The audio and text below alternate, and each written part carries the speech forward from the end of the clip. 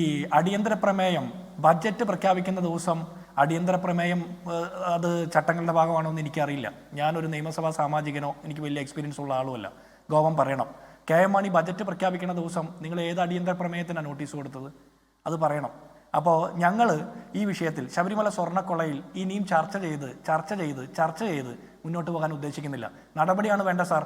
കടകംപള്ളി സുരേന്ദ്രൻ്റെ കാലത്ത്, അതിനുശേഷം ഇപ്പോൾ വി.എൻ. വാസവൻ്റെ സമയത്തൊക്കെ എന്തുകൊണ്ട് ഈ അന്വേഷണ റിപ്പോർട്ടുകൾ മൂടിവെച്ച് അമ്പലക്കൊള്ളക്കാരെ സംരക്ഷിച്ചു എന്നുള്ള കാര്യത്തിൽ നടപടിയാണ് വേണ്ടത്. നിങ്ങളുടെ വർത്തമാനം കേട്ടിരിക്കാനല്ല കേരളത്തിലെ വിശ്വാസികളും ജനാധിപത്യ വിശ്വാസികളും കേരളത്തിലെ പൗരന്മാരും വോട്ടർമാരും കാത്തിരിക്കുന്നത്.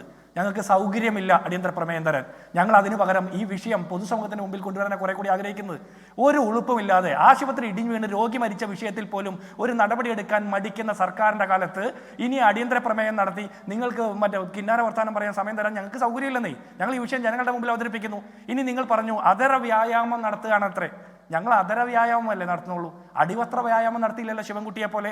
നിങ്ങൾ കെ.എം. മാണിയെ അന്ന് കോഴമാണി എന്ന് വിളിച്ചു. ഇന്നിപ്പോൾ ഗോപൻ പറയുന്നു മാണി സാറെന്ന്. മാണി സാർ മരിച്ചു പോയാൽ കുഴപ്പമില്ല എന്നാണോ നിങ്ങൾ ഉദ്ദേശിക്കുന്നത്? നിങ്ങൾക്ക് നാണമില്ല ഇതൊക്കെ പറയാൻ.